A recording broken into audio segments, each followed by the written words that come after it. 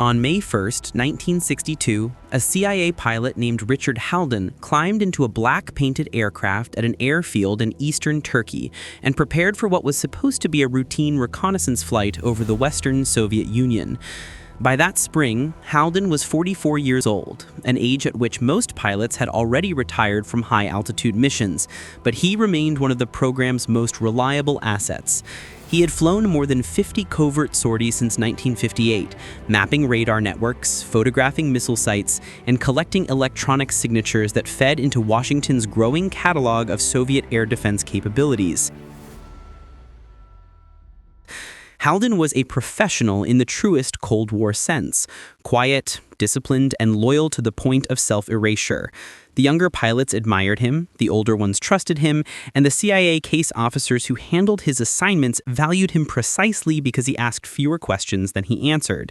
But by the time he strapped himself into that aircraft on May 1, 1962, several things had changed, both in the program and in him. The U-2 incident 2 years earlier had shaken the agency. The Soviets had shot down a pilot who was supposed to be untouchable at 70,000 feet, and Moscow had proven to the world that American reconnaissance flights were not as invulnerable as Washington claimed. The second change was harder to quantify. Something had quietly eroded in Haldon during those years, an accumulation of fatigue and doubt. He had lost a close friend when the Soviets downed a reconnaissance jet in February, and he had seen the tightening circle of Soviet radar systems creeping outward, like the slow closing of a fist. He understood, in a way younger pilots did not, that sooner or later someone else would be shot down. And he understood that at his age, if the worst happened, he would not survive a Soviet interrogation cell. But Haldon flew anyway. He did not complain, did not question the mission parameters, and did not express hesitation to the case officer who briefed him that morning. He simply acknowledged the risks with the stoic acceptance that had defined his career, adjusted the straps that held him in the cockpit, and took off into the pale Turkish sky. What happened that morning would never appear in any public record, would never be acknowledged in congressional testimony, and would be denied by every official involved. According to declassified fragments, the purpose of the flight was to verify radar signatures near the city of Ryazan and photograph a new missile complex believed to be under construction east of Moscow.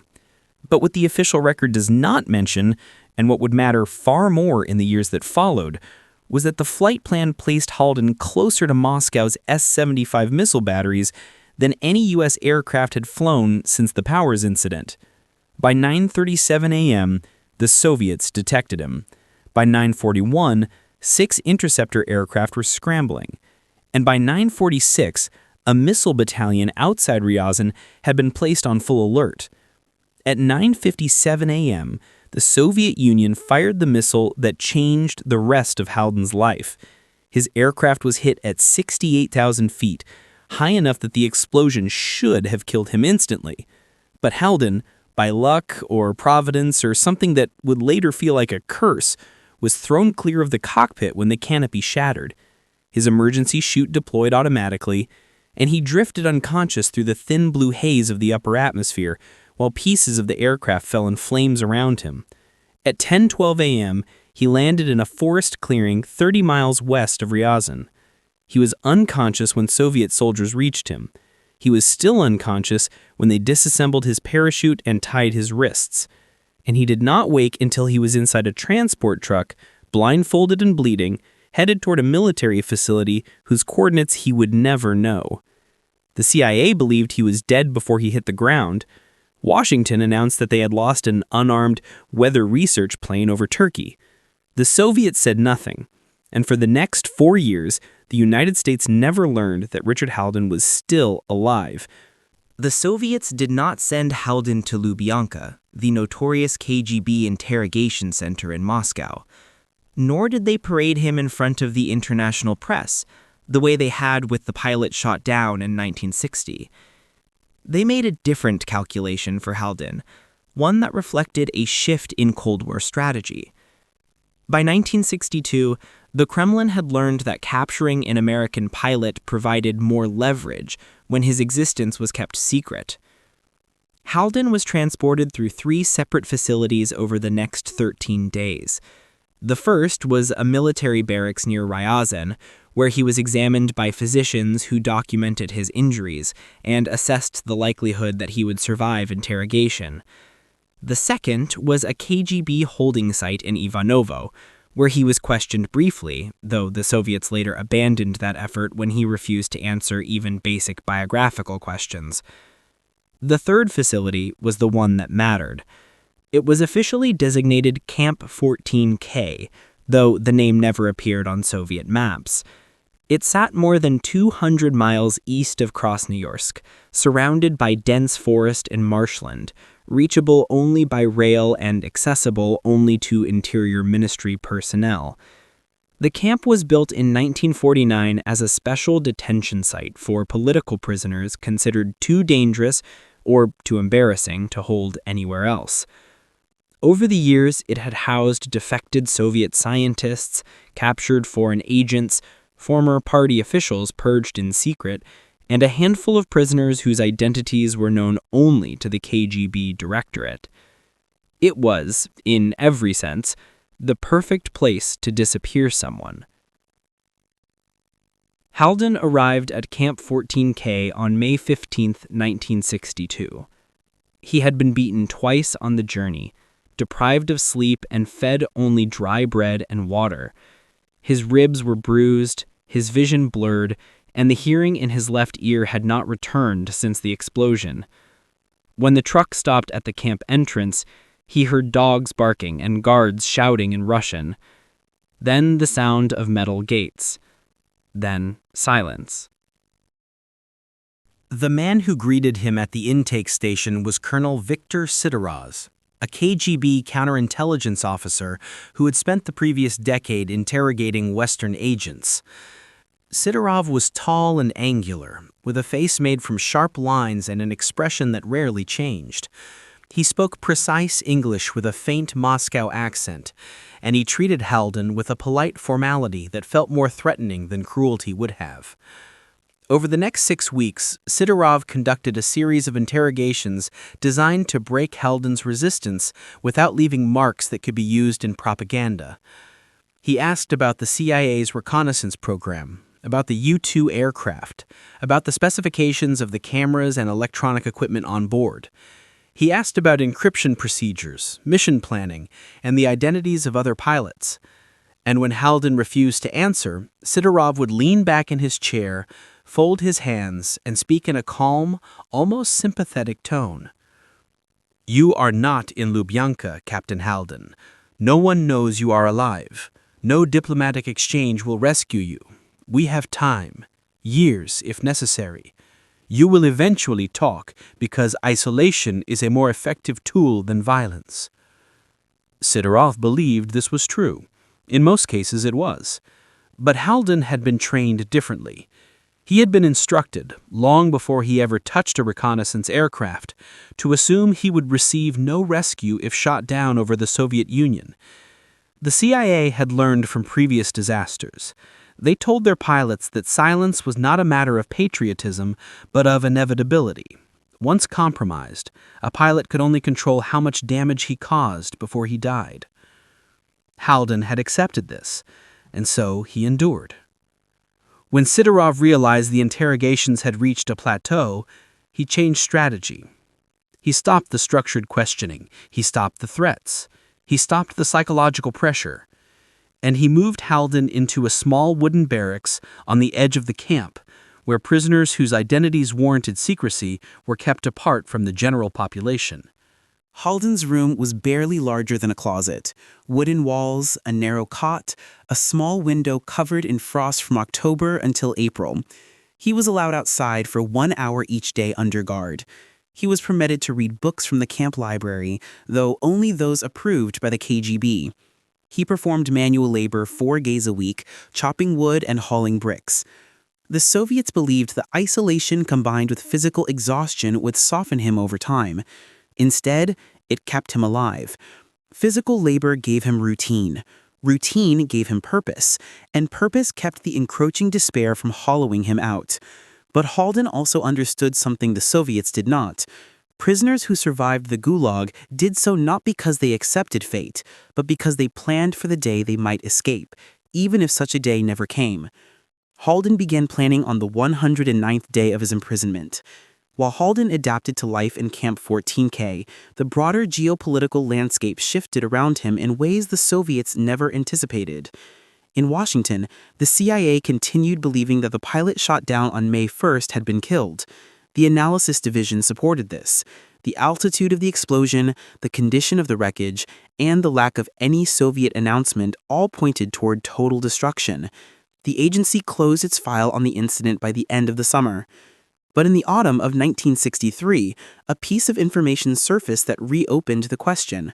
A defector from East Germany, a mid-level Stasi signals analyst, told U.S. intelligence that the Soviets were secretly holding an unidentified American prisoner in Siberia. The defector claimed to have seen a KGB cable referencing the pilot from the Ryazan incident. The cable suggested that the prisoner was alive, being kept outside Moscow, and had provided limited technical insights. Langley dismissed the report at first. Defector is sometimes embellished, but the phrasing pilot and Ryazan was specific enough to raise internal questions. And so, quietly, and without drawing attention, the CIA reopened Halden's personnel file, re-examined the analysis of the crash, and began investigating the possibility that one of their most experienced pilots had survived. They did not inform the State Department. They did not alert the Pentagon. They did not send a diplomatic inquiry to Moscow. The CIA had learned from the powers debacle that public pressure could backfire. Instead, they operated under a principle that had guided Cold War intelligence for years. If you suspect the Soviets are hiding something, find it yourself before you ask them about it. In early December, the CIA sent an officer named Martin Garrison to West Berlin with instructions to meet a recently recruited KGB source. Garrison was told only the broad outlines. An American asset may be alive somewhere in the Soviet interior. The source, a low-ranking transportation officer from Novosibirsk, provided a list of remote rail destinations serviced by KGB-only trains. Garrison cross-referenced the list with historical reports of restricted detention sites. Two names appeared repeatedly, Camp 9V near Tomsk and Camp 14K east of Krasnoyarsk. It would take another 18 months for the agency to narrow the field to Camp 14K, but by the summer of 1965, the CIA was 80% certain that an American pilot was being held there, and they were 70% certain it was Richard Halden. But the CIA could not extract him. They had no legal standing, no diplomatic avenue, and no operational infrastructure inside that part of Siberia. Even if they could infiltrate a team into the region, getting in was one problem, getting out alive was another. Winter temperatures fell to -40 degrees. The forests stretched for hundreds of kilometers. The Soviets operated dozens of internal checkpoints along the limited road network. A rescue was impossible, but an escape might not be. Halden's file contained one detail that shaped what happened next. Before joining the CIA's reconnaissance division, he had served 7 years in Air Force search and rescue. He had survived in remote terrain. He understood wilderness navigation. He could endure conditions that would kill most men. If Halden was alive, the only person who might have any chance of reaching safety was Halden himself. And so the CIA did something unusual. They reached out to him, indirectly, subtly, and with the full understanding that failure could cost him his life. Halden had been in Camp 14K for almost 3 years when the event occurred that changed everything. On March 4th, 1965, during the evening roll call, a guard named Sergeant Petrov handed him a small folded slip of paper. Prisoners were not normally allowed to exchange notes, but Halden had become accustomed to Petrov's indifference. The guard was often drunk, always careless, and seemed to view his duties as an inconvenience. Petrov muttered something in Russian, shoved the note into Halden's hand, and walked away. Halden assumed the note was harmless, a scrap of poetry from another prisoner, perhaps, or a request for help with translation. But when he unfolded the paper inside his barracks, he froze. The message was written in English. 1 line, 12 words. A friend believes you are alive. If so, stay alive. Help may come. Halden read the note 3 times. No prisoner in Camp 14K spoke English fluently. No guard would have risked smuggling a message on behalf of an American. And no Soviet official would communicate this way, which left only one possibility. Someone on the outside had found him. But how and who? Halden burned the note immediately, using a match he had stolen weeks earlier from the wood storage shed. He crushed the ashes into dust and scattered them across the floor. And then, for the first time in 3 years, he allowed himself to consider the possibility that the United States had not forgotten him. He did not know then that the message had traveled more than 6,000 miles through 3 countries and 5 intelligence agencies before reaching the camp. He did not know that a defected railway officer in Helsinki had been the first to confirm the route of a prisoner transport train leaving Ivanovo in 1962. He did not know that a CIA field operative had bribed a railway worker near Krasnoyarsk to smuggle the note into a supply crate delivered to the camp. He only knew one thing. If someone had gone to these lengths to send him a message, they would not stop there. He was right. 4 weeks later, a second note appeared. This time it was hidden inside a hollowed-out heel of a shoe issued to him for winter labor. The message was shorter, but more explicit. Prepare. Conditions will change. Use chaos. Halden understood immediately. Someone was orchestrating conditions for an escape, but he needed to survive long enough to recognize the moment when it arrived. The Soviet Union in 1966 was entering a period of internal turbulence invisible to the outside world. The aging leadership suffered from factional disputes between the KGB and the military. Resources were stretched thin, confidence in the Gulag system was declining, though the regime continued using it as a tool for political containment. Camp 14K was no exception. Maintenance was deferred, guards went unpaid for months, and supply shipments arrived inconsistently. In late November, a diesel generator failed, plunging half the camp into darkness for 3 nights. Prisoners took advantage of the chaos to steal food, to attempted escape, and were shot by guards. Rumors spread that the camp might soon be shut down and its population transferred. For Halden, this instability represented exactly what the CIA notes had predicted. Chaos was coming. And then, in January 1967, the event occurred that set everything in motion. On January 12, 1967, a truck carrying food supplies skated on ice near the camp entrance and overturned. The impact ruptured the fuel tank, igniting the vehicle and killing the driver instantly. Flames spread to a nearby storage building containing coal and diesel drums. For 2 hours, camp personnel struggled to contain the blaze, but the nearest fire brigade was 40 kilometers away. By the time the flames died, the camp's primary supply depot was destroyed. The camp commander, a man named Major Yuri Antonov, panicked. Supplies were already low. Winter temperatures had reached negative 35 degrees Celsius. The risk of prisoner starvation was real. And worse, the regional KGB director was scheduled for an inspection in 10 days. If Antonov could not restore order, his career was over. He ordered immediate ration cuts. He reassigned half the guards to protect the remaining supplies. He forced the prisoners to work double shifts constructing temporary storage structures. And in doing so, he created the exact conditions Halden needed. Half the perimeter guards were exhausted. Patrol routes were irregular.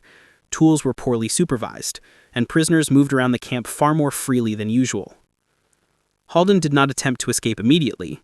He watched first, observed guard schedules, noted blind spots. He studied the camp map as though it were classified intelligence. He measured distances between the northern fence and the tree line. He counted the time it took for patrols to circle the compound. He recognized 3 possible escape points. 2 were impossible. 1 was not. The northern fence, closest to the forest, lay partially buried in snowdrifts that winter. After the fire, the guards had diverted their attention to the southern supply yard. In the evenings, only 1 guard patrolled the north perimeter. Halden estimated that he would have exactly 4 minutes between patrols. Not enough time to cut the fence, but maybe enough time to go over it. He began constructing a crude climbing aid from 2 broken greenhouse frames discarded behind the tool shed. He hid the materials under the floorboards of the latrine, one of the only places guards avoided. He stole a file from the workshop, a length of wire, a small hatchet. Nothing that would trigger suspicion individually, but together they formed the beginnings of an escape kit. He waited 16 days. And then, on January 28, 1967, the moment arrived. A blizzard hit the camp at 3:40 p.m., reducing visibility to a few meters. Guards retreated to warm themselves inside the barracks between patrols. Prisoners were kept indoors, and under the cover of wind and snow, Halden retrieved his materials and prepared to attempt what no prisoner had accomplished in 18 years. He had no illusions about the risks. If he were caught, he would be executed. If he reached the forest, he would face sub-zero temperatures, wolves, and hundreds of miles of wilderness. If he survived all that, he still needed to reach a railway line, avoid Soviet patrols, find food, navigate unknown terrain, cross internal checkpoints, and somehow make it out of the Soviet Union.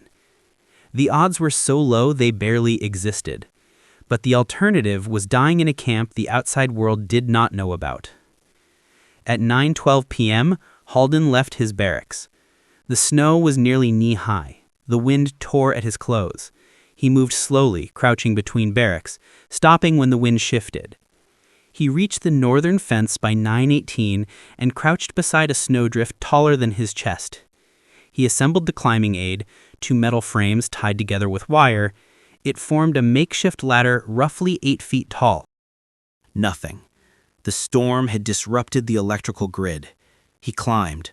The wire tore the back of his coat. It cut his left arm, but he cleared the top, dropped silently into the snow, and crawled toward the forest. He did not look back. For the next 18 days, Halden moved west. He traveled only at night, following the line of the Yenisei River until he reached a small logging road. He scavenged food from abandoned sheds. He slept inside hollowed tree trunks. He avoided villages. Twice, he hid from passing trucks. Once he saw a Soviet patrol searching the forest 20 miles south of the camp. His boots were thin. His gloves were worn. Frostbite claimed 2 toes. His weight dropped to 137 pounds. But he kept moving, driven by a combination of discipline, fear, and a fierce instinct to return home. On the 12th night, he reached the outskirts of a remote village named Sorokino. He needed supplies, warmth, food, information. Approaching the village was reckless, but continuing without help was suicide. He waited until 3 a.m. and approached the smallest building on the outskirts, a farmhouse with no visible dog. He knocked softly, prepared to run if anyone shouted. A woman opened the door. She was in her late 60s, wrapped in a shawl, and she stared at him with a mixture of confusion and concern. Halden spoke one word in Russian. Please. She let him in. Her name was Galina Ivanovna, a widow whose husband had died 5 years earlier in a mining accident. She lived alone, she had no children, and she had learned over a long, difficult life that some people who knocked on your door at night were not dangerous, they were simply trying to stay alive. Galina did not ask questions. She gave him bread, soup, and dry clothes. She let him warm himself by the stove. She examined his frostbitten toes and wrapped them in cloth soaked in warm water. And when Halden fell asleep from exhaustion, she covered him with a blanket and sat silently at the table until morning. When he woke, she handed him a bundle of food and pointed west. Then she said something in Russian he never forgot. Go before they come, and do not look back. He left within minutes. Galina Ivanovna was arrested 3 days later. Halden learned this only after the Cold War ended. He never forgot her. By early February, Halden reached the Trans-Siberian Railway near the town of Mariinsk. He knew that following the railway west would eventually bring him closer to major cities. Too risky. So he used the tracks only for navigation, staying within the forest during the day. On the 17th night of his escape, he boarded an unattended supply car at a rural siding. The train moved slowly. The cabin was unheated. He spent most of the journey in darkness, listening for guards, but the gamble worked. The train carried him more than 200 kilometers west before stopping. He slipped out unnoticed. According to his notes years later, this was the moment he first allowed himself to believe he might actually survive. On February 21st, 1967, Haldon reached the foothills near the border of Kazakhstan. He was within range of several internal checkpoints, all heavily guarded, but he had two advantages.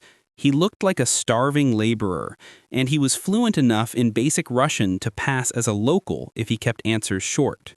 He approached a checkpoint on foot, hunched, shivering, carrying a forged internal pass he had crafted using scraps of paper, ink from charred wood, and a metal stamp stolen from a forestry shed. The guard barely looked at it. He waved him through. 30 hours later, Haldon crossed the border into Kazakhstan. From there, he traveled southwest toward the Aral Sea, avoiding Soviet bases and railway hubs. He walked at night, slept in abandoned barns, and navigated using stars. On March 9th, he crossed into the Karakalpak region of Uzbekistan, where Soviet presence was thinner. His final obstacle was reaching the Amu Darya River and crossing into Afghanistan, where he hoped to find contact with Western intelligence. The river was half frozen, the ice unpredictable. He spent 2 hours searching for a crossing point. At 2:17 a.m., he stepped onto the ice, testing each step with a wooden pole. He was halfway across when the ice cracked beneath him. He slipped, shoulders submerged, water up to his neck. The cold was a violent shock that stole his breath. He clawed at the ice, pulled himself up, rolled to the shore, and collapsed on the opposite bank. He lay there for several minutes, shivering uncontrollably. But he was in Afghanistan, and he was free. Haldon made contact with Afghan nomads 2 days later. They took him to a village near Mazar-e-Sharif, where he was able to send a message through intermediaries that reached British intelligence officers in Kabul. Within a week, CIA officers confirmed his identity. Washington reacted with disbelief. A man they had declared dead 5 years earlier had walked out of the Soviet Union alive. The CIA arranged emergency medical transport. Haldon was flown to Munich for treatment. His weight had dropped to 118 pounds. He was dehydrated, frostbitten, and suffering from severe malnutrition. But he was alive.